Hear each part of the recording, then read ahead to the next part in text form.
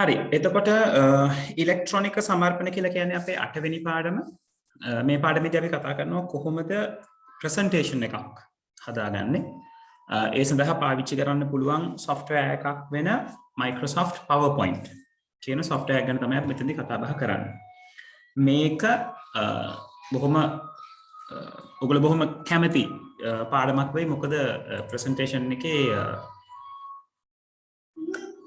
සස්මිත yes yes මේක මම කිව්වා නේද මේ පේපර් එකක් මම ලෑස්ති කරා උනේ හරි විනාඩියක් ඉන්න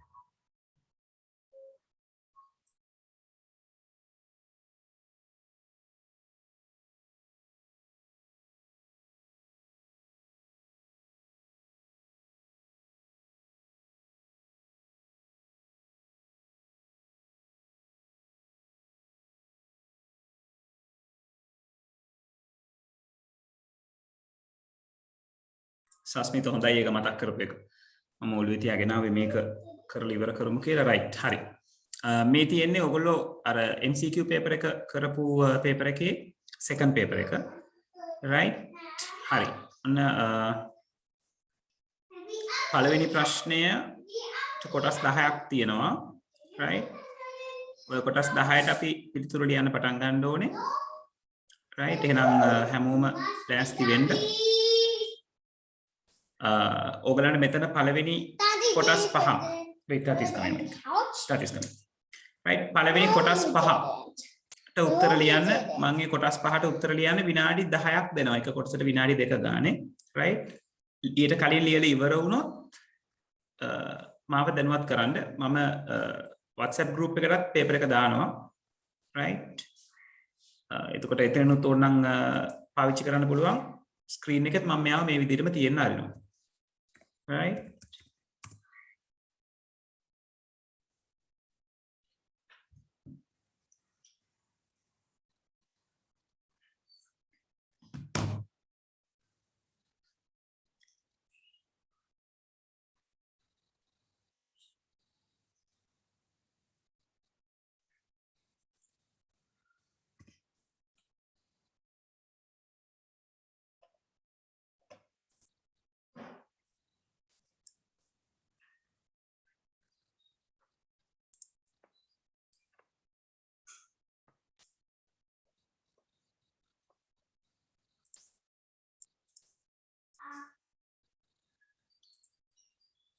හරි WhatsApp group එකටත් මම පේපර් එක දැම්මා පළවෙනි ප්‍රශ්න පහට උත්තර ලියන්න දැන් 4:09යි වෙලාව 4:19ට අපි පළවෙනි ප්‍රශ්න පහ සාකච්ඡා කරන්න පටන් ගන්නවා හරි ඉක්මන් කරමු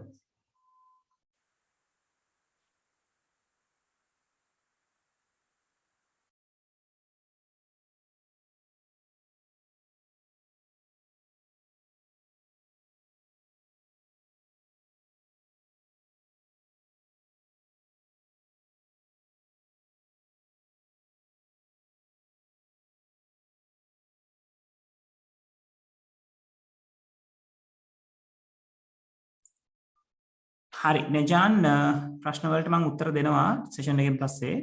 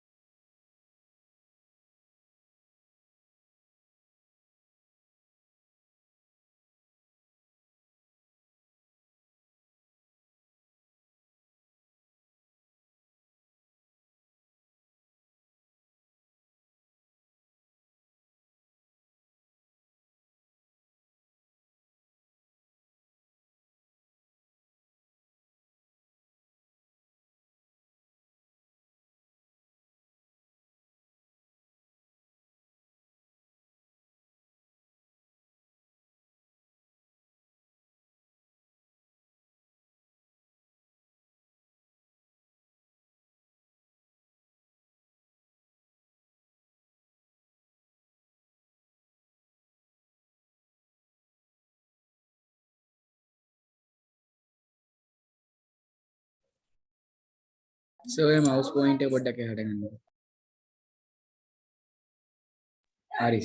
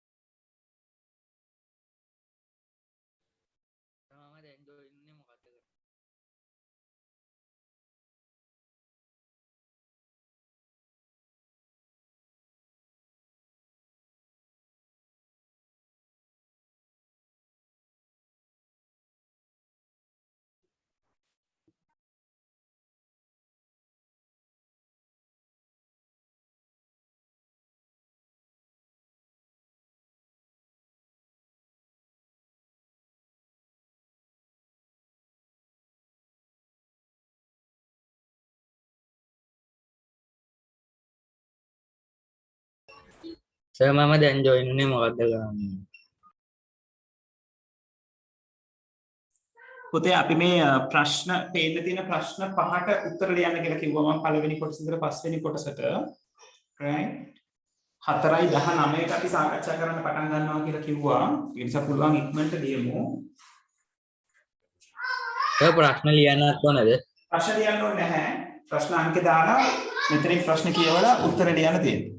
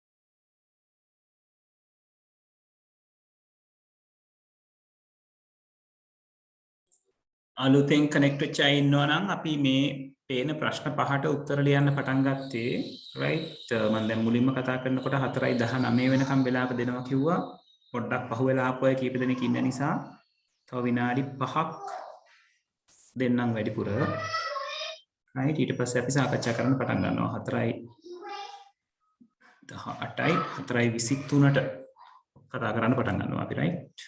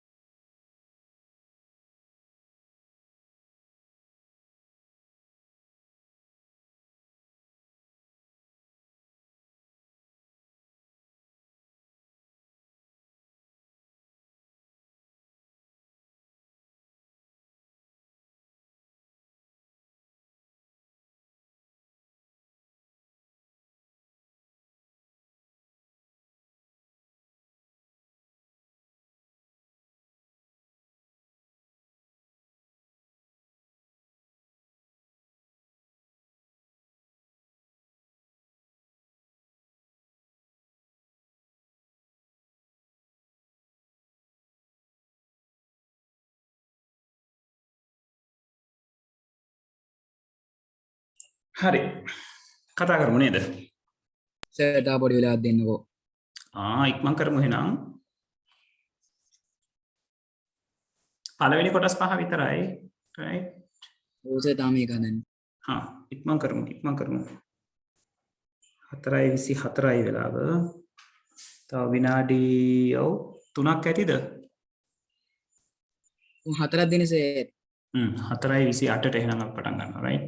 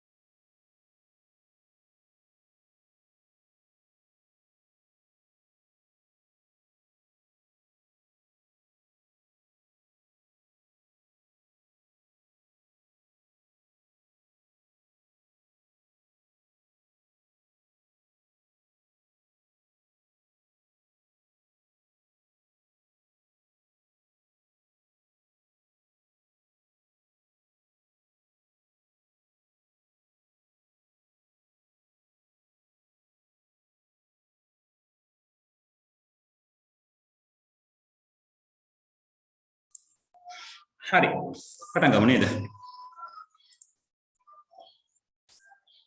right ඔයගොල්ලන්ගේ white board එක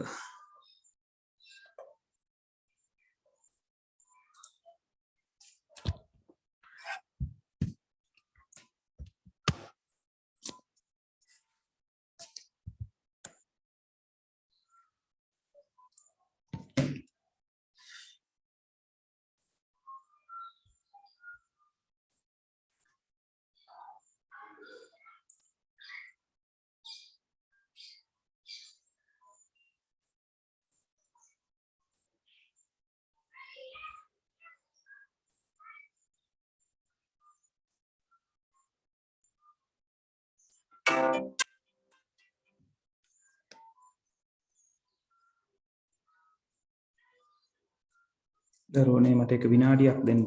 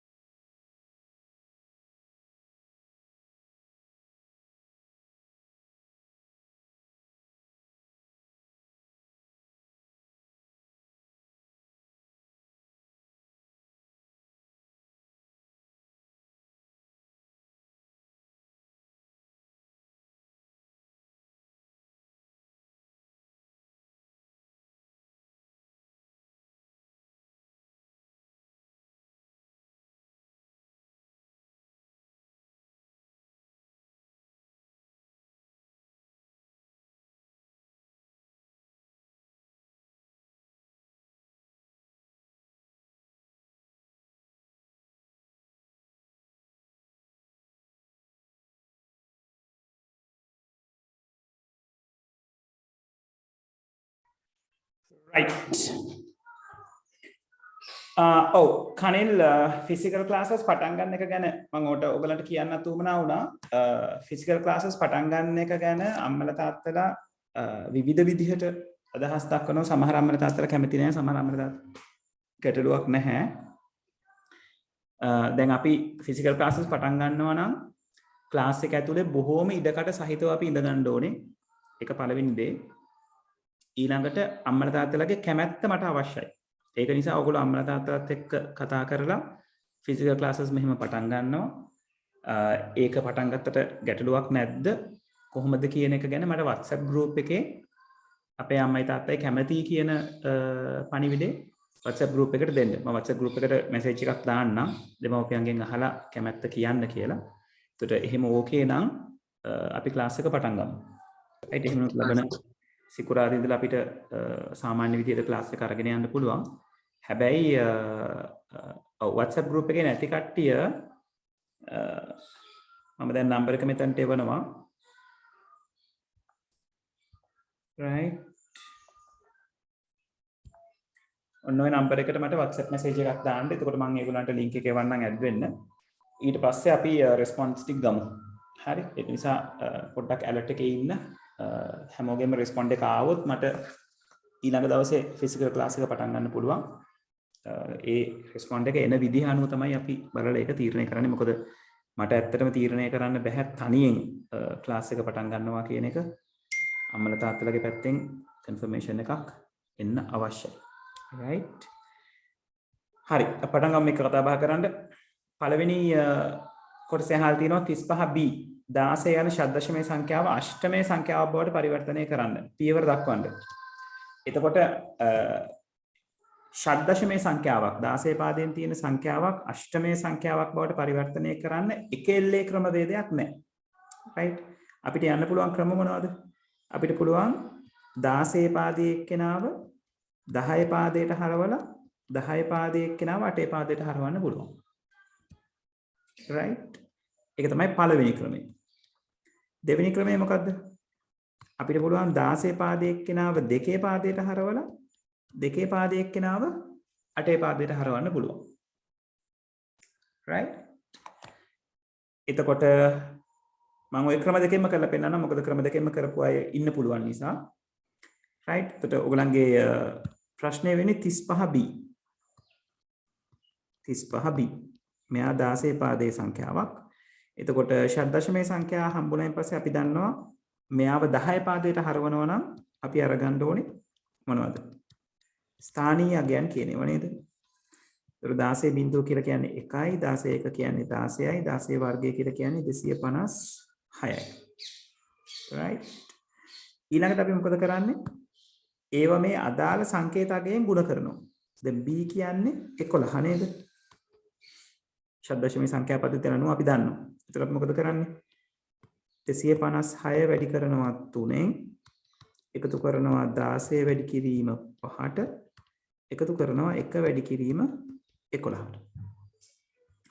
එතකොට අපිට එනවා 6 වරක් 3 18න් 8 එකක් ඉතිරි 6 වරක් 5 30යි 1යි 31යි 3ක් ඉතිරි 3 වරක් 2 6යි 1යි 7යි right 6 3 18න් 8 එකක් ඉතිරි 6 වරක් 5 30යි 1 3 ඔව් එකතු කිරීම 16 5ක් 80යි එකතු කිරීම 11.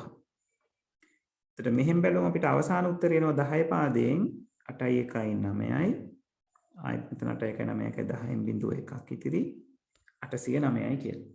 මේ එන්නේ 10 පාදයේ සංඛ්‍යාව. right දැන් මෙයාව අපි 8 පාදයට පෙරලන්න ඕනේ. කොහොමද 809 8 පාදයට පෙරලන්නේ? 809 කියන 8 පාදයේ අගය අපි බෙදනවා sorry 10 පාදයේ අගය සමා වෙන්න 10 පාදයේ අගය අපි බෙදනවා 8න්. එතකොට අපිට එනවා 1.1 ඉතිරි 1යි ඊළඟට 101 8න් බෙදනවා 8 වරක් 1යි 21ට 8 වරක් 2යි සර් ඔව් තපරකින්න කොතනද වැරද්දුනේ කොහොම 256 වරක් තුන මේ 268යි. ඔව් hold on 256 ව තුනක් 600යි 156යි ඔව් අර 3 18න් 8 ඉතිරි තුන්වර පහල අයියෝ මොකද මම මේ කරලා තියෙන්නේ 6 වරක් 3 18න් 8 එකක් ඉතිරි තුන්වර පහ 15 එකයි 16න් 6 එකක් ඉතිරි තුන්වර 2 6 එකයි 7යි 768යි sorry ඒතකොට මගේ මෙතන වැරද්දක් සිද්ධ වෙනවා කොබරමු 849. ඔව් 849 849ද ඔව් නේද ඔව් 80යි 840යි 840යි ඔව් 8යි 1යි 9යි 8යි 14යි 759 නෙවෙයිද පුතේ එන්නේ yes sir 859 එන්නේ ඔව් සර් හරියට 859 yes ඔව් right එතකොට අපි 859 8න් බෙදනවා 1යි 5ට නෑ 56ට 7යි ඉතිරි වෙනවා 3ක් right 107 අපි 8න් බෙදනවා 10ට 8 වරක් 1යි 27ට 8 වරක් 3යි ඉතිරි 3ක් ආයි මෙයා වටෙන් බෙදනවා 1යි ඉතිරි 5ක් right එතකොට ඔයගලන්ට 10 පාදයේ අගයක් එනවා 8 පාදයේ අගයක් එනවා 1533 right එතකොට ඔයාලට 8 පාදයෙන් 1533 කියන අගය එනවා ඔය පළවෙනි ක්‍රමය දෙවෙනි ක්‍රමයට කිව්වොත් අපි කොහොමද කරන්නේ දෙවෙනි ක්‍රමයේදී අපි අරගන්නවා අපේ ෂඩ්දශමයේ සංඛ්‍යාව. දෙවෙනි ක්‍රමයේ ඕගොල්ලෝ හිතුවේ නැති වුණාට ඒක ලේසි. right 35b 16 පාදයෙන් මෙහා මුලින් අපි දෙකේ පාදයට හරව ගන්නවා. කොහොමද දෙකේ පාදයට හරවන්නේ? පිට ඕන වෙනවා මේ වගේ සංඛ්‍යා 4කින් සම්බන්ධ ද්විමය අගයක්. මේවයි ස්ථානීය අගයන් 1 2 4 8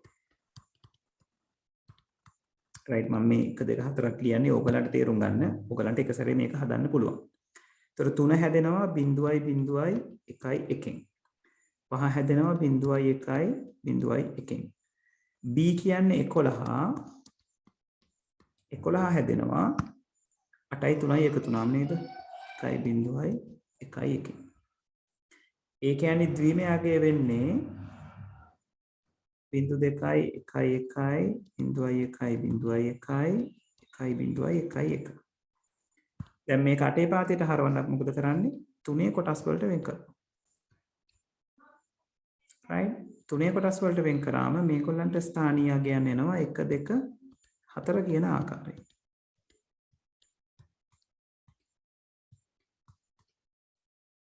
දැන් අපිට නිකම් උත්තර එනවා නේද? පළවෙනි එක්කෙනාගේ නිරූපණය වෙන්නේ 1, දෙවෙනි ගෲප් එකේ නිරූපණය වෙන්නේ 5, මෙතන නිරූපණය වෙන්නේ 3, මෙතන නිරූපණය වෙන්නේ 3. මේ තමයි 8 පාදයේ සංඛ්‍යාව. right. ඒක නිවැරදිව හදාගෙන තියෙනවා නම් ලකුණු දෙකක් අරගන්න පුළුවන්. right. බලන්න අඩුපාඩු තියෙන කට්ටිය හදාගන්න. right මේක පළවෙනි ආකාරය මෙයා දෙවෙනි ආකාරය නිවැරදිව උත්තරේ ගත්ත අයට ලකුණු දෙකක් හම්බ වෙනවා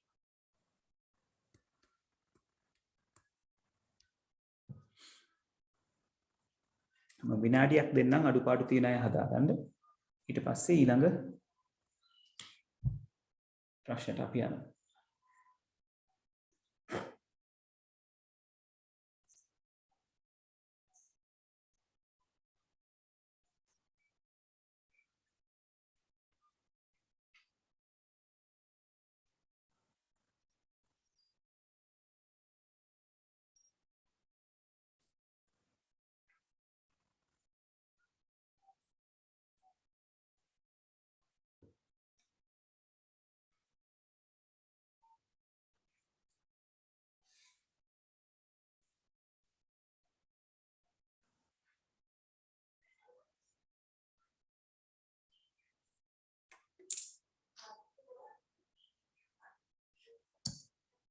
හරි ලියා ගන්න කෙනෙක් ඉන්නවද තාම Yes. right අපි යමු එහෙනම් ඊළඟ එකට දෙවෙනි ප්‍රශ්නෙන් අහලා තියෙනවා අමරා සුපිරි නිමියඳුම් වෙළඳසැලකට ගොස් ඇඳුමක් තෝරාගෙන එයට මුදල් ගෙවීම සඳහා මුදල් කවුන්ටරයට ඉදිරිපත් කළාය. එහිදී එම ඇඳුමේ සවිකර ඇති කාඩ් පතේ තීරුකේතේ එම වෙළඳසැලේ තොරතුරු පද්ධතියට ඇතුළත් කරන ලදී. නියමිත මුද්‍ර ලබා දීමෙන් පසුව ඇය වෙත මුද්‍රණය කරන ලද බිල්පතක් ලැබුණි. ඉහත සිද්ධියට අදාළ තොරතුරු පද්ධතියේ ආදානය ක්‍රියාවලිය සහ ප්‍රතිදානය වෙන් කර ලියන්න. ඔව්. මේ තොරතුරු පද්ධතියට අදාළව තියෙන ආදානය කියන්නේ මොකද්ද? කාඩ් පතේ තීරුකේතය. එයා තමයි ආදානය වෙන්නේ. ඔන්න ආදානය. right? ආදානය තමයි රතු පාටින් තියෙන්නේ. එතකොට ඊට අමතරව දෙයක් මෙයා දීලා තියෙනවද කියලා බලමු. මුදල් එහිදී ඇඳුමේ සවිකරති කාඩ් පතේ තීරුකේතේ එම වෙළඳසැල තොරතුරු පද්ධතියට ඇතුළත් කරනදී නියමිත මුදල් ලබා දීමෙන් පසු එය වෙත මුද්‍රණය කරන ලද බිල්පතක් ලැබුණා. ඔව්. එතකොට තීරුකේතයට අමතරව මේ අමරා විසින් ලබා දීපු මුදල් වල අගය මොකද බිල්පතනේ මුද්‍රණය කරන්නේ. බිල්පත මුද්‍රණය කරන්න අයිටම් එකේ ප්‍රයිස් එක ඕනේ නේද? දාලා තියෙන කාඩ් එකෙන් ප්‍රයිස් එක අරගන්න ඕනේ අයිටම් එකට අදාළව. ඊට පස්සේ බිල්පතක් මුද්‍රණය කරන්න නම් අමරා දීපු මුදලත් එතන තියෙන්න ඕනේ. නේද? එතකොට ඒගොල්ලෝ සාමාන්‍යයෙන් බිල්පතක මුද්‍රණය වෙන්නේ අයිටම් එකේ අගය ආවම ටෝටල් එකක් එනවා. අපි රුපියල් හිතමුකෝ ඒ අයිටම් එක රුපියල් 800යි කියලා. අපි රුපියල් 1000ක් දුන්නොත් බිල්පතේ සඳහන් වෙනවා 1000ක් දුන්නා මිල 800යි 200ක් ඉතුරු දුන්නා කියලා. right? ඒතකොට ඒ කියන්නේ අමරා ලබා දුන් මුදල කියන එකත් ඔයාලට ඉන්පුට් එකක් විදිහට අරගන්න පුළුවන්. right? ඒක මම මේ පැත්තෙන් ලියන්නම්. අමරා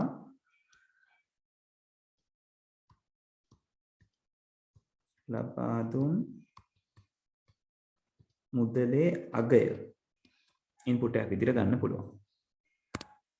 right? කණිර සම්පූර්ණ ඡේද කියලා කියන්නේ කොතෙන්දලා කොතනද පුතේ? දෙකම ලියන්න ඕනේ නෑ දෙකෙන් එකයි ලියන්න ඕනේ.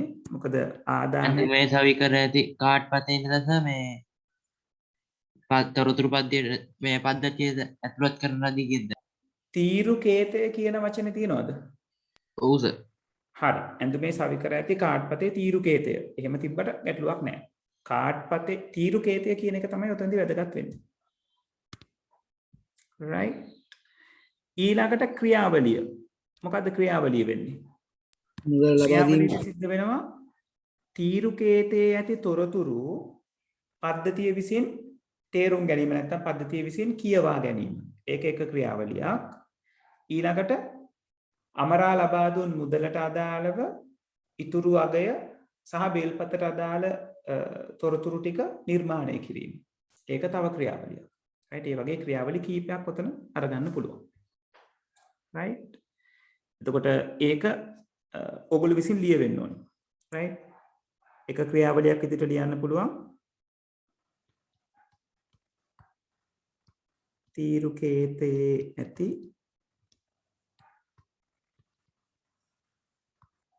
තොරතුරු බිල්පත සෑදීමට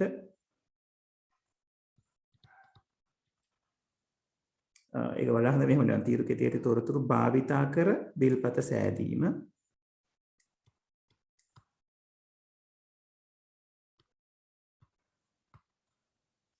භාවිතා කර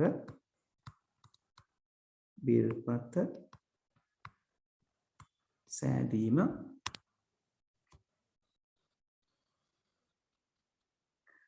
ඔව් සනුජ ඒක ගන්නත් පුළුවන් තීරුකේතයට අදාළව අදාළ භාණ්ඩයේ මිල සොයා ගැනීම ගන්න පුළුවන් විහංගා තීරුකේතය පරීක්ෂා කිරීම කිව්වම පොඩ්ඩක් විතර ආන්සර් එක කම්ප්ලීට් මදි පුතේ right ඔව් සර් ආදානයට සර් කාඩ්පතේ තීරුකේතයේ වෙළඳ තොරතුරු පද්ධතිය ඇතුළත් කිරීම ගන්න පුළුවන්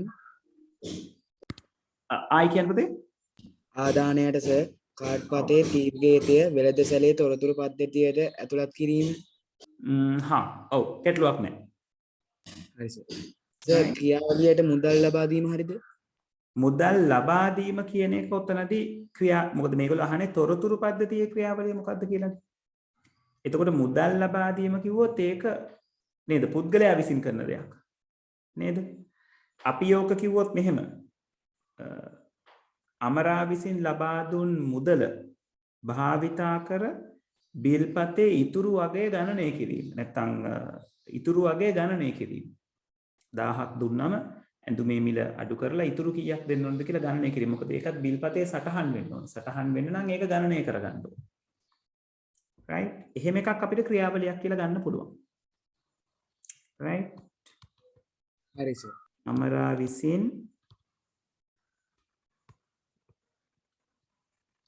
ලබා දුන් මුදලින්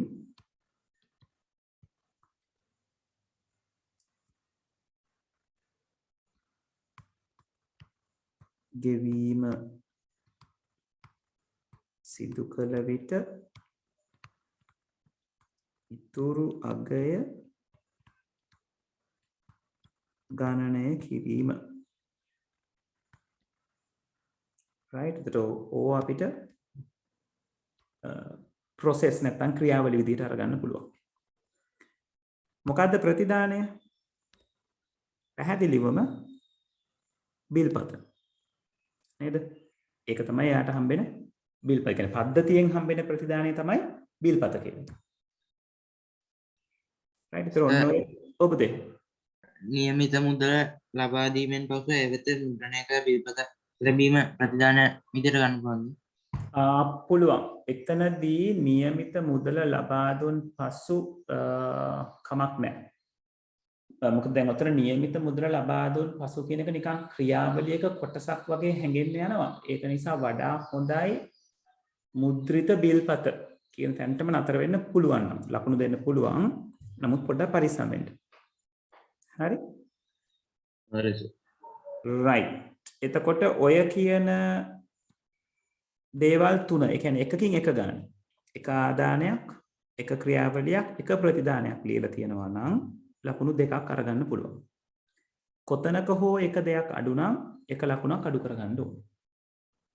right ඒ කියන්නේ ආදාන එකක් ලියලා තිබ්බට එතකොට ලකුණු හම්බෙන්නේ නැහැ. අඩුම තරමෙන් දෙකක් ಜಾති දෙකක් ලියලා තියෙනුනේ ආදානයයි ක්‍රියාවලියයි නැත්නම් ආදානයයි ප්‍රතිදානයයි නැත්නම් ක්‍රියාවලියයි ප්‍රතිදානයයි.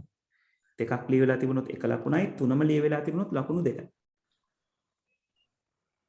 හරි සර්. right පුළුවන් සනුජ මුද්‍රිත බිල්පත ලැබීම. ඔව්. දැන් ඔය ඔයගොල්ලෝ ක්‍රියාපද සම්බන්ධ කරනකොට දැන් මේගොල්ලෝ අහන්නේ ආදානය මොකද්ද ක්‍රියාවලිය මොකද්ද ප්‍රතිදානය මොකද්ද කියලා. අපිට සාමාන්‍යයෙන් ක්‍රියාපද සම්බන්ධ කරන්න පුළුවන් තැන තමයි පුතේ ක්‍රියාවලිය කියන එක. ආදානය කියලා කියන්නේ යම් දත්තයක් නේ. එතකොට ආදානය කිව්වම ලබා දීම කියන එක එතනදී ආදානය කරනවා කියන එක ඉන්ඩිකේට් කරනවා. නමුත් ආදානය වෙන්නේ අදාළ තීරුකේතය. ඒතර ඔයගොල්ලෝ තීරුකේතය ලබා දීම කියලා කිව්වොත් ඒක ඇවිල්ලා ආදානය සිදු කරන ආකාරය වගේ දෙයක්. right ඒ නිසා ඒ වගේ දේවල් වලට උත්තර ලියනකොට ටිකක් පරිස්සම් වෙන්න. right දැනට ලකුණු ගන්න නමුත් පරිස්සම් වෙන්න. හරි. හරි ඊළඟට තුන්වෙනි කොටස බ්ලූරේ තැටි සංලිදාවකයේ මතක කාඩ්පත් යන ආචාර්ය උපාංග අයත්වන තාක්ෂණයන් පිළිවෙලින්. ඔව් බ්ලූරේ තැටිය අයිති වෙන්නේ කාටද? බ්ලූරේ තැටි කියලා කියන්නේ ප්‍රකාශ මාධ්‍ය උපක්‍රම. ප්‍රකාශ මාධ්‍ය නේද? ප්‍රකාශ මාධ්‍ය. සැනලිදාවකයේ සහ මතක කාඩ්පත් ඝන තත්ත්වය.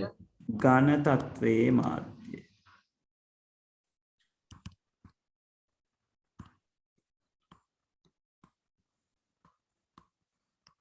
right ඔතන බ්ලූරේ තැටි ප්‍රකාශ මාධ්‍ය සැනලිදාවකයේ ඝන තත්ත්වයේ මාධ්‍ය මතක කාඩ්පත් ඝන තත්ත්වයේ මාධ්‍ය කියලා තුනකින් ලියලා තිබ්බට ගැටලුවක් නැහැ. right oh set mean a solid state storage කිව්වනම් වඩා හොඳයි කම නැහැ. solid state device කියලා කිව්වට ගැටලුවක් නැහැ. right ලකුණු ලබා ගන්න පුළුවන්. දැන් ඕගොල්ලෝ ඉංග්‍රීසි වචන එහෙම ලියනවා නම් ස්පෙලිං එහෙම හොඳට ෆලෝ කරන්න. මොකද සිංහල අයට සිංහලෙන් ලියන්න කියලා තියෙන ඉංග්‍රීසි වචන ලියන්න පුළුවන්. ලියනකොට නිවැරදි ඉංග්‍රීසි වචනේ වෙන්න ඕනේ.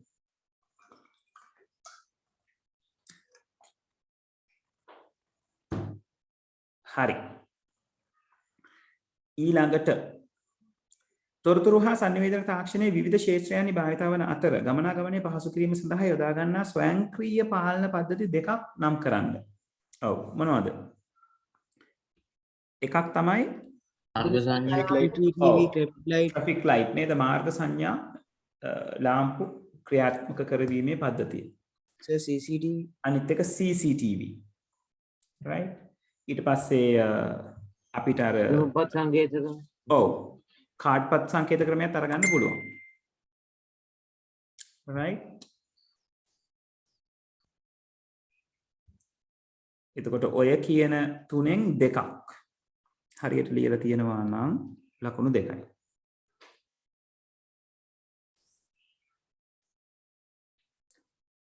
පස්වෙනි එකේ අහලා තියෙනවා නවීන තාක්ෂණික දියුණුවත් සමග පස්වන පරම්පරාවේ පරිගණකවල දැකිය හැකි මෘදුකාංගමය ලක්ෂණ දෙකක්. මෘදුකාංගමය ලක්ෂණ දෙකක්. අපි ඔක මාකින් ස්කීම් එක පැත්තෙම පොඩ්ඩක් බලමු.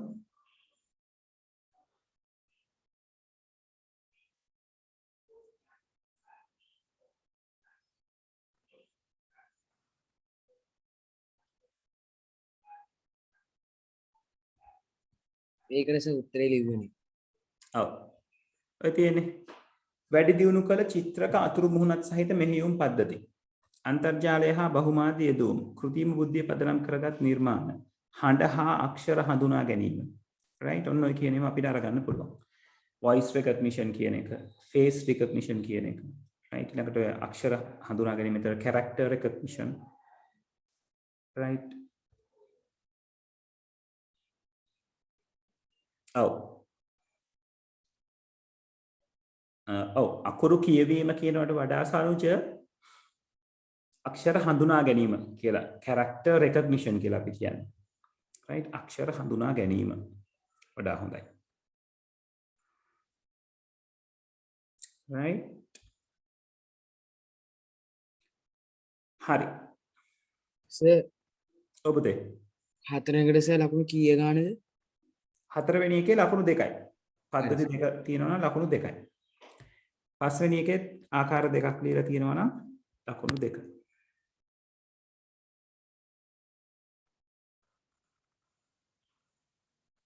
හරි. එහෙමනම් සල්ජි ලකුණු ගන්න පුළුවන්. right. කො බලන්නේ ලකුණු 10ම හම්බෙච්ච අය කවුද ඉන්නේ? හොඳයි කලින්දු. right. කීප දෙනෙක් ඉන්නව නේද? set මින හොඳයි. right හරි. එහෙනම් ටක් ගාලා 6 වෙනි එකේ ඉඳලා පහළට තියෙන ටිකක් try කරමු. ඔන්න 6 වෙනි ප්‍රශ්නේ. ඊළඟට 6ත් එක්ක 7 වෙනි ප්‍රශ්නේ try කරන්න. right. හොඳයි. චරිත තව මහන්සි වෙන්න ඕනේ අපි. හරි මේ ප්‍රශ්න දෙක කරන්න විනාඩි 4යි හම්බෙන්නේ. right බලන්න try එකක් දීලා 4:54යි 4:58ට මම කතා කරන්න ගන්නවා.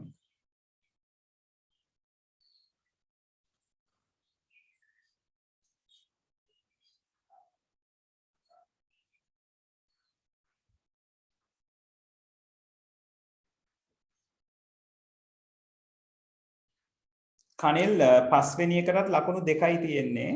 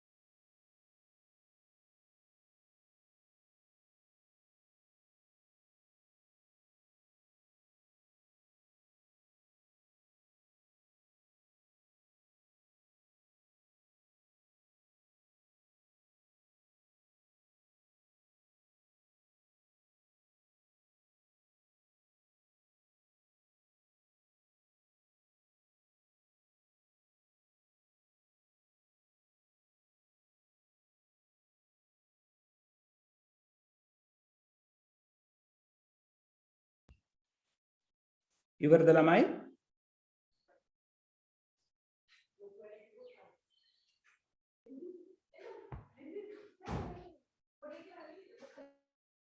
සතා තප්පරයක් හරි.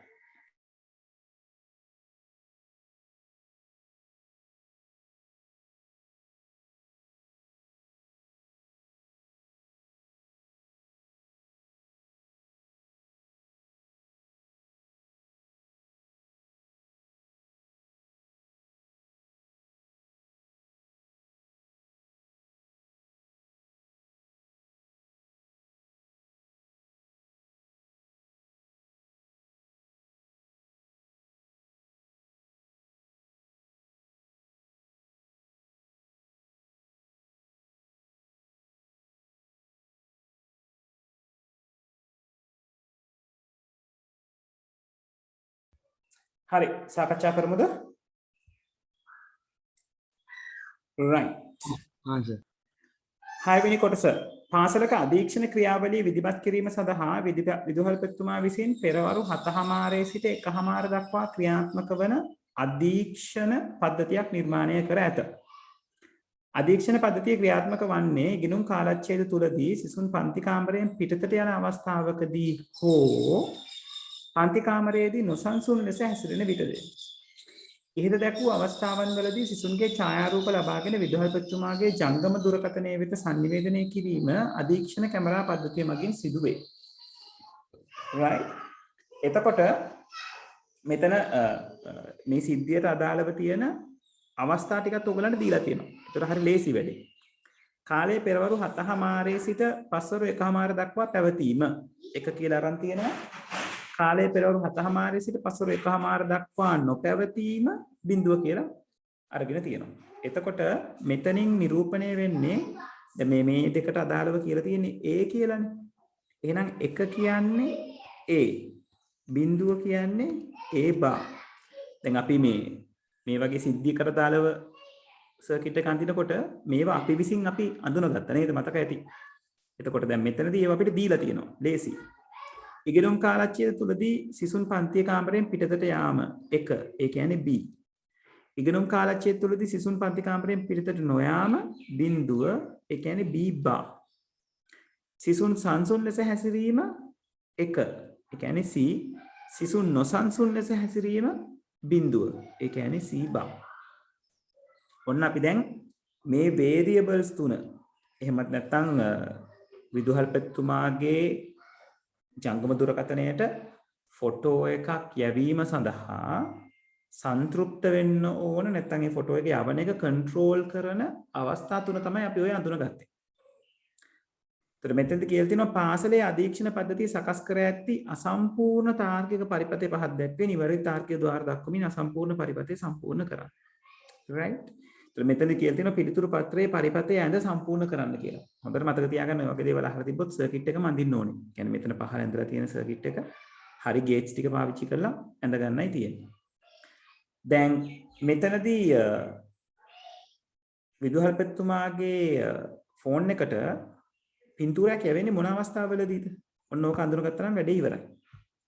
එකක් තමයි විදුහල්පතිතුමා මේක සකස් කරලා තියෙන්නේ පෙරවරු 7:00 සිට පස්වරු 1:00 දක්වා ක්‍රියාත්මක වන අධීක්ෂණ පද්ධතියක්. ඒ කියන්නේ කාලය පෙරවරු 7:00 සිට 1:00 දක්වා පැවතීම කියන එක සන්තුෂ්ත වෙන්න ඕනේ. ඒ කියන්නේ මේ A වලින් මෙන්න මේ 1 කියන අවස්ථාව එළඹිලා තියෙන්න ඕනේ ෆොටෝ එකක් යවන්න නම්. ඉස්කෝලේ තියෙන වෙලාවෙදී තමයි ෆොටෝ එක යවෙන්නේ. right. ඒතර ඉස්කෝලේ පවත්වන වෙලාවෙ විතරනේ ළමයි ඉන්නේ. එතනින් එහාට අරගන්නේ නැහැ මේ ගානේ හැටියට 7:00 1:00 අතර කියලා අරන් තියෙනවා. ඒ වගේම මේක විතරක් මදි. ඉස්කෝලේ පවතින තැනක වෙන්නත් ඕනේ, පවතින වෙලාවක් වෙන්නත් ඕනේ. ඊට පස්සේ මොනවද කියලා තියෙන්නේ? ඉගෙනුම් කාලච්ඡේද තුලදී සිසුන් පන්ති කාමරයෙන් පිටතට යන අවස්ථාවකදී හෝ පන්ති කාමරේ ඔව් පන්ති කාමරයේදී නොසන්සුන් ලෙස හැසිරෙන විටදී. ඒ කියන්නේ ඉගෙනුම් අවස්ථාවකදී ඉගෙනුම් කාලච්ඡේද තුලදී සිසුන් පන්ති කාමරයෙන් පිටතට යන අවස්ථාවක්. නැත්නම් B වලින් ඒක නිසා අපි B කියන කෙනාව ඉන්ඩිකේට් කරගන්න ඕනේ. B බා නෙවෙයි නේද? ඉගෙනුම් කාලච්ඡේද තුලදී සිසුන් පන්ති කාමරයෙන් පිටතට යාම කියන එක තමයි එකෙන් නිරූපණය වෙන්නේ. ඒ කියන්නේ B. එළියට යනවා කියන්නේ B. එළියට යන්නේ නැහැ කියලා කියන්නේ B බා. ඊළඟට පන්ති කාමරයේදී නොසන්සුන් ලෙස හැසිරීම C bar. නොසන්සුන් ලෙස හැසිරෙනවා කියලා කියන්නේ C බා. C bar. දැන් ඊළඟට ගැටලුව මේ තුන්දෙනා කොහොමද සම්බන්ධ වෙන්නේ කියන එක. ඒතර මේ තුන්දෙනා කොහොමද සම්බන්ධ වෙන්නේ?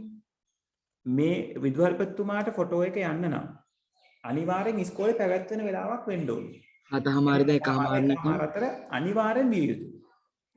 කාලච්ඡේදවල එළියට යන නැත්නම් මේ නොසන්සුන් විදියට හැසිරෙනවා.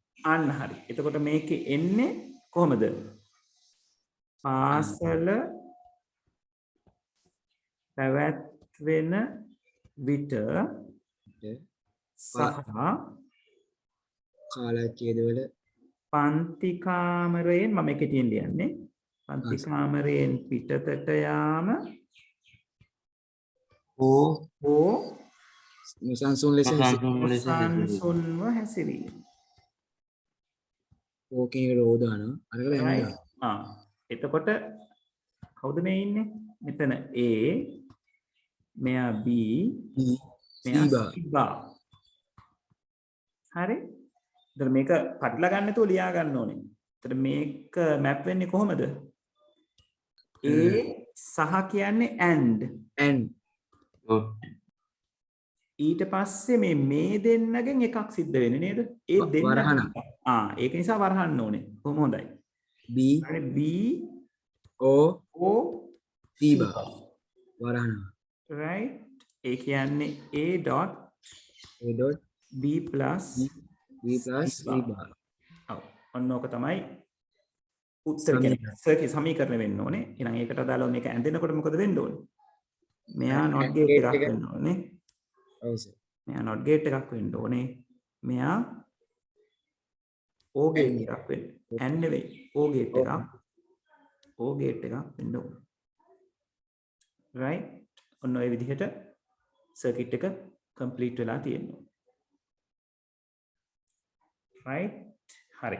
බලන්න හරියට ඇඳගත්තද කියලා. ඕක හරියට ඇඳගත්තා නම් ලකුණු 2යි.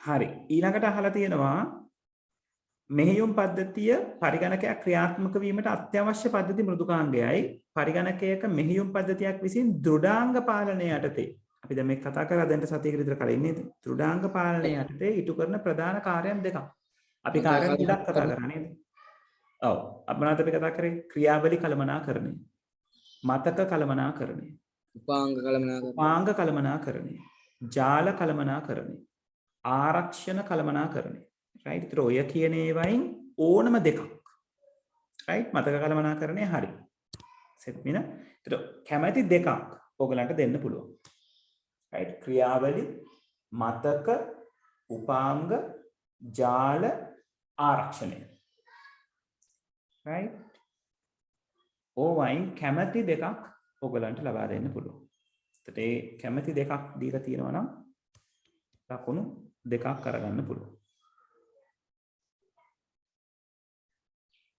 හරි ඉක්මනට අපි කරමු 8 වෙනි ප්‍රශ්නේ මම අනිත් එක්කෙනා මේ යටට ගන්න ළමයි තපරයක් ඉන්න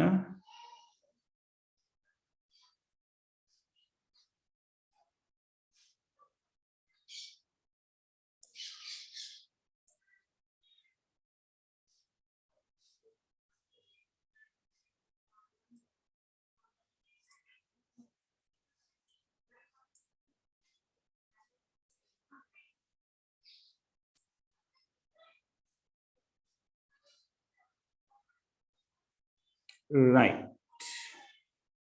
8 9 10 කරන්න බලන්න 8 9 10 විනාඩි 6ක් දෙන්නම් 5යි 8යි වෙලාව 5යි 14ට අපි කතා කරනවා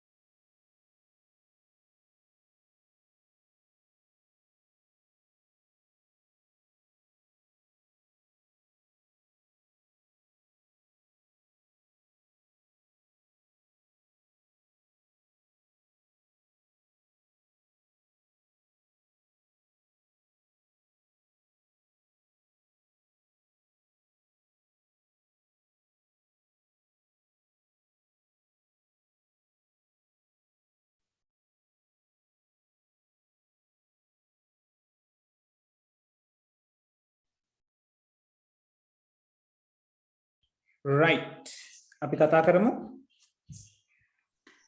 8 වෙනි ප්‍රශ්නය අහලා තියෙනවා ජංගම දුරකථන සහ තල පරිගණක ටැබ්ලට් PC මොකද පුතේ නෑ නෑ හරි right සඳහා භාවිත කිරීම සඳහා නිපදවා ඇති වදන් සැකසුම් මෘදුකාංග දෙකක් ස්මාර්ට්ෆෝන් සහ ටැබ්ලට් PCs සඳහා right එතකොට ඕගලන්ට MS Word කියන්න පුළුවන් ප්‍රශ්නයක් නෑ මොකද MS Word දැන් mobile friendly විදිහට mobile devices වලට version එකක් එනවා right එතකොට MS Word අරගන්න පුළුවන්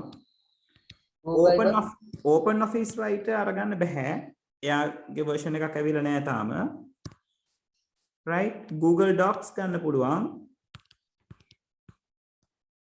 Kingsoft office Kingsoft Office එක ගන්න පුළුවන් Kingsoft Office writer කියලා තියෙන එක නේද Office writer Polaris කියන එක මට අත්දැකීම් නෑ මොබයිල් වලට එනවද Polaris කියන එක මට ෂුවර් නෑ ඒක හොයලා කියන්න වෙනවා ඔහොම ඉන්න බලන්න Polaris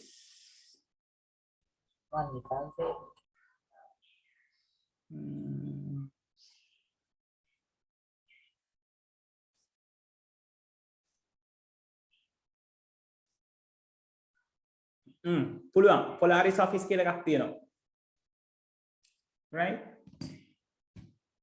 එතකොට ඔය කැමැති දෙකක් ලියලා තියෙනවා නම් ලකුණු දෙකයි right ඊළඟට 9 වෙනි එකේ අහලා තියෙනවා A තීරුවේ ඇති ලේබල් වල ඇති අංක B තීරුවේ ඇති අක්ෂර සමග ගලපා ලියන්න උපයෝගිතා මෘදුකාංග ඔව් ප්‍රතිවෛරස මෘදුකාංගයක් කියලා කියන්නේ උපයෝගිතා මෘදුකාංගයක් භාෂා පරිවර්තක වලට අපිට ගන්න පුළුවන් අර්ථ වින්‍යාසක කියන කෙනා මෙහෙයුම් පද්ධති කියලා කියන්නේ ඉසුරු ලිනක්ස් කියන්නේ මෙහෙයුම් පද්ධතියක් යෙදුම් මෘදුකාංග ඒ සම්බන්ධයෙන් පරිගණක ක්‍රීඩා ගන්න පුළුවන් right හිමංස iWork pages ගන්න පුළුවන් right එතකොට මේක නිවැරදි ආකාරයෙන් එකට R දෙකට P තුනට S හතරට Q ඔක මැච් වෙලා තියෙනවා නම් ලකුණු දෙකයි අන්තිම ප්‍රශ්නේ අහලා තියෙනවා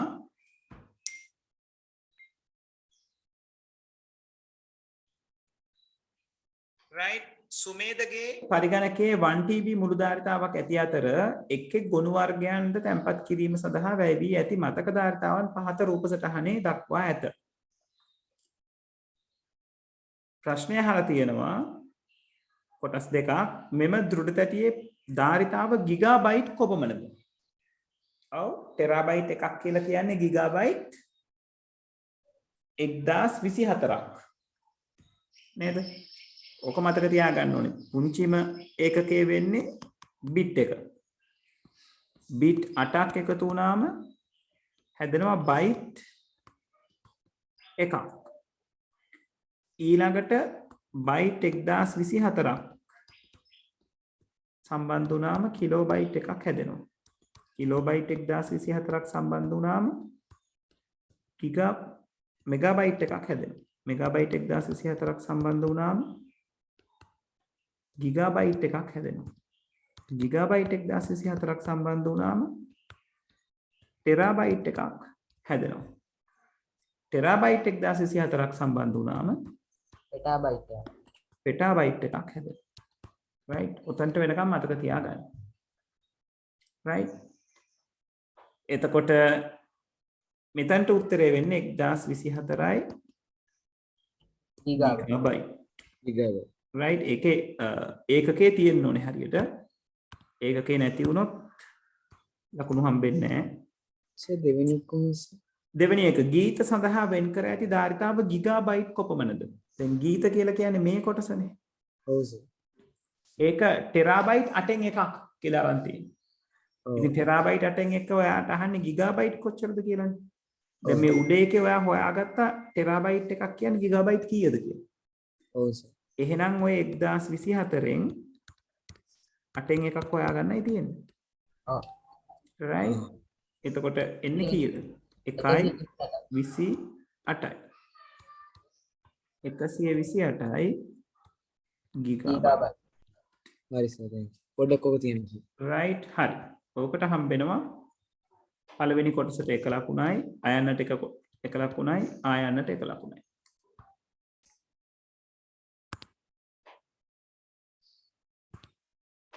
right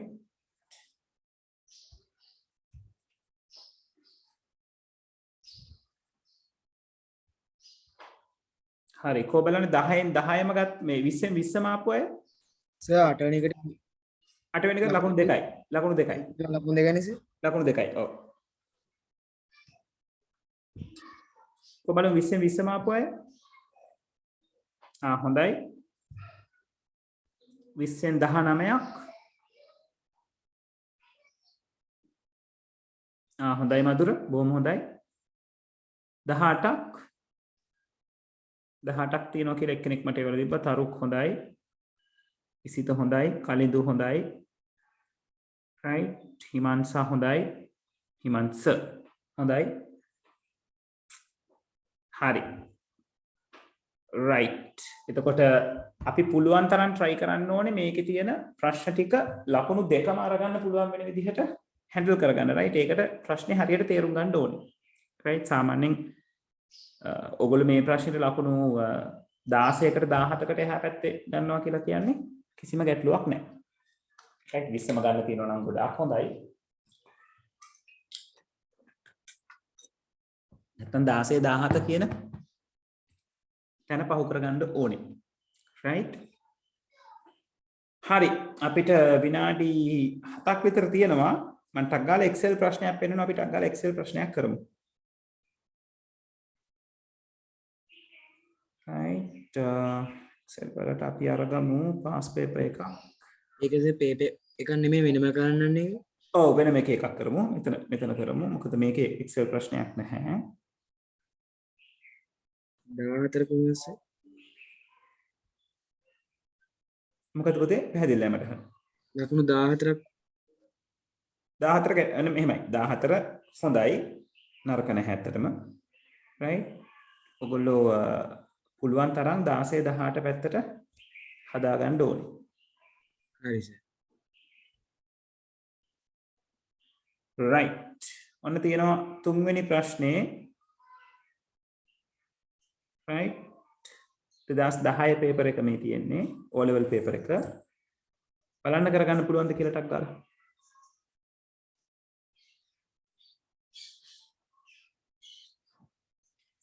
Excel ප්‍රශ්නෙට සාමාන්‍යයෙන් ඕගලන්ට විනාඩි 20ක් හම්බ වෙනවා. right? හැබැයි Excel ප්‍රශ්නෙට විනාඩි 20ක් යන්නේ නැති තරම්. right බලන්න කීවර ටක් ගාලා උත්තරේ හොයාගන්න පුළුවන්ද කියලා.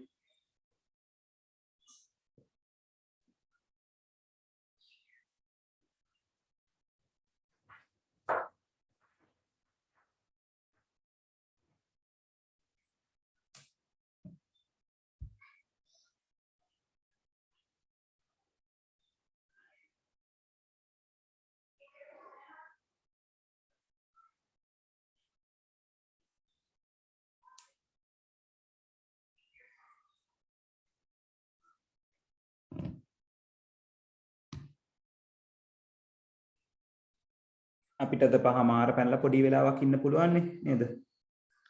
මම මෙයාව 5:35ට සාකච්ඡා කරන්න ගන්නම් ඊට කලින් ඔයගොල්ලෝ ඉවර වුණොත් මට කියන්න ඉවරයි කියලා. ලොකු වෙලාවක් යන්නේ නැහැ මේක ගැන කියන්න බොහොම පොඩි වෙලාවක් යන්නේ.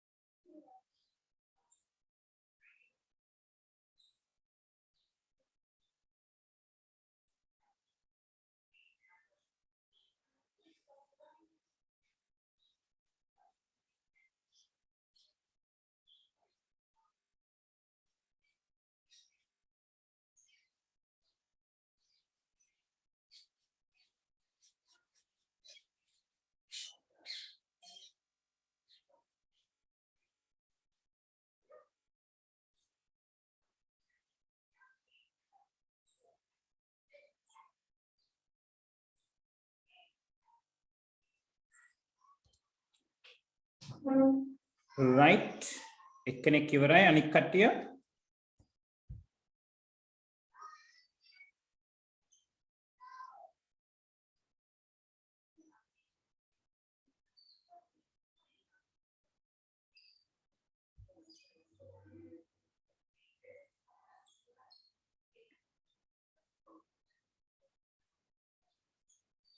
තාම කරන අය ඉන්නවද අපිට කතා බහ කරන්න පුළුවන්ද හරි හරි හරි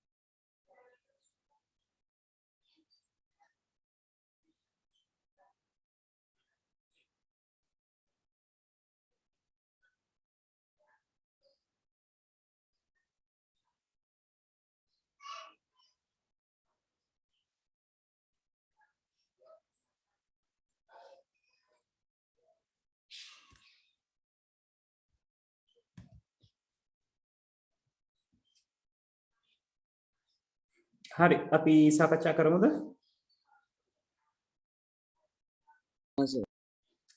right එතකොට මේ ප්‍රශ්නේ පෙන්නලා තියෙන්නේ අමිල කපිල ෆාතිමා රාජ් කියන ළමයි හතර දෙනාට අදාළව සබ්ජෙක්ට් හතරක කොමර්ස් ඉංග්‍රීසි මැතමැටික්ස් සයන්ස් කියන සබ්ජෙක්ට් හතරකට අදාළව ලකුණු මේ කියලා තිනවා අමිල විසින් ලබාගත් මුළු ලකුණු ගණනය කිරීම සඳහා අවශ්‍ය සූත්‍රය ශ්‍රිත භාවිත නොකර C8 කොටුවෙහි ලකුණු කරන්න right එතකොට C8 කොටුව කියලා කියන්නේ කවුද මෙයා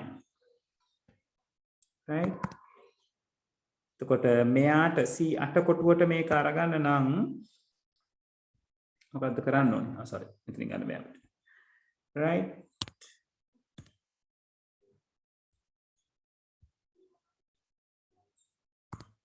අපිට පුළුවන් ලියන්න C8 කොටුව කියලා කියන්නේ මෙන්න මෙතන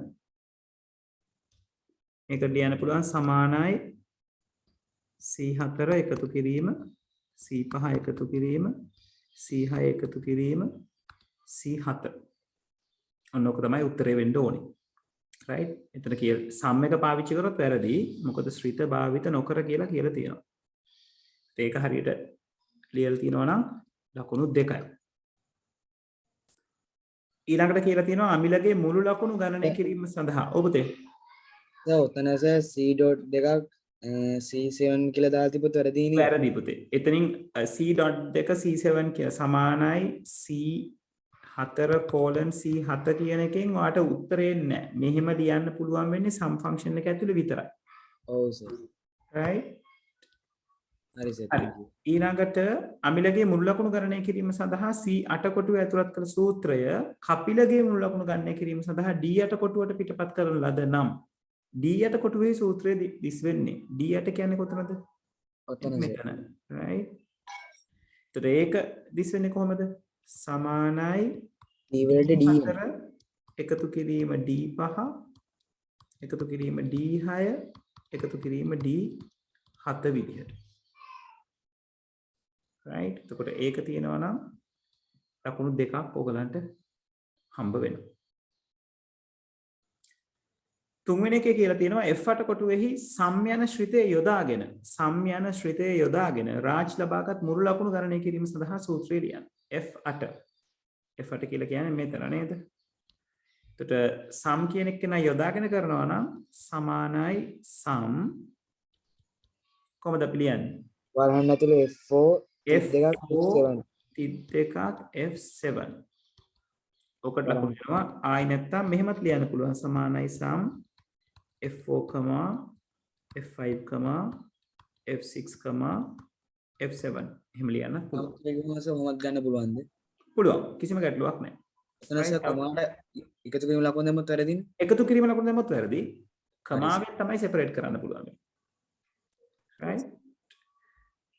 ඊළඟට හතරවෙනි එකේ අහලා තියෙනවා G4 කොටුවේහි වාණිජ්‍ය විෂයෙහි සාමාන්‍යයේ මධ්‍යක ලකුණු ලබා ගණනය කිරීම සඳහා පාවිච්චි කරන්න පුළුවන් සූත්‍රය නේද?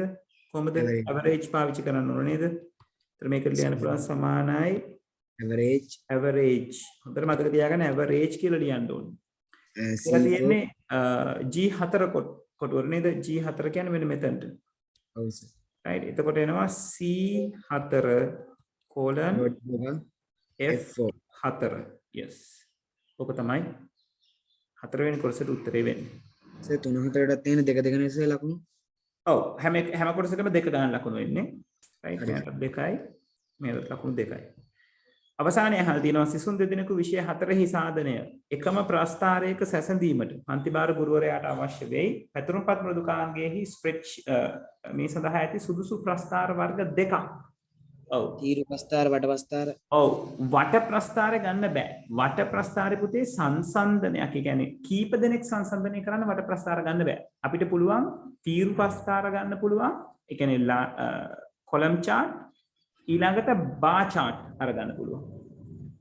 right බා chart කියේ සිංහල එක සිංහල වචනේ වෙන්නේ තපරගෙන්න ඒක පාට වලට එන්නේ පේලි ප්‍රස්ථාර කියලා කියන්නේ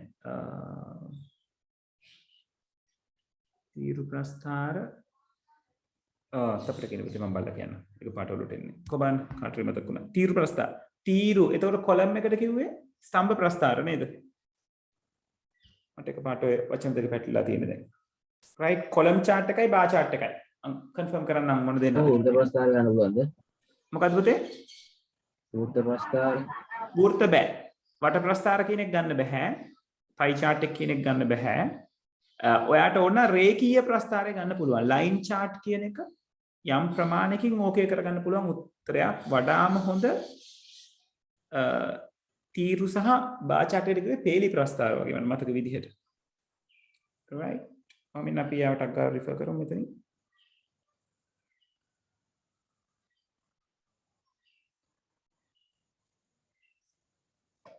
මම annotations ටික මකනවා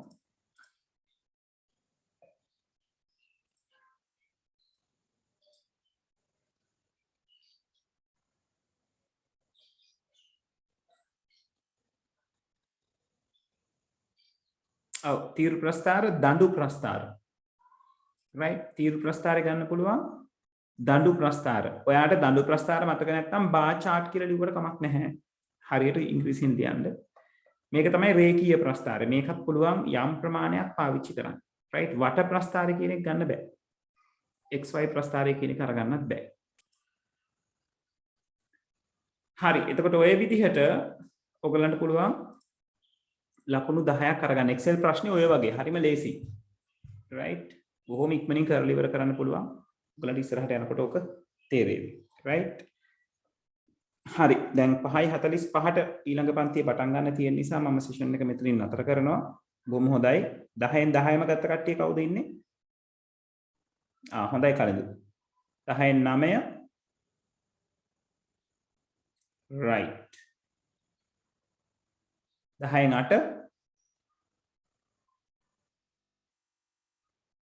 හොඳයි බොහොම හොඳයි right හරි එහෙමනම් ඊළඟ සතියේ අපි presentation පටන් ගන්නවා right ඒකට ලෑස්ති පිට එන්න මම group එකට message එකක් දානවා physical classes සම්බන්ධ වෙන තත්ත්වය කොහොමද කියලා අහලා ඒකට හැමෝම reply කරන්න right ඒක අනුව අපි තීරණය කරමු ෆිසිකල් ක්ලාස් පටන් ගන්නවද පටන් ගත්තොත් කීයට තියෙන්නේ කියන එකද තියෙන්නේ ෆිසිකල් ක්ලාස් පටන් ගත්තොත් මේ යන වෙලාවම පැය දෙකක් වෙනවා පුතේ හොඳේ 4 ඉඳලා 6 ඔව් 4 6 ඊට පස්සේ 6 8 තමයි ඉංග්‍රීසි මීඩියම් ක්ලාස් එක තියෙන්නේ right හරි හරි ඔව් පුතේ සර් පේපරේ ඉතුරු ටික කරන්නේ නැද්ද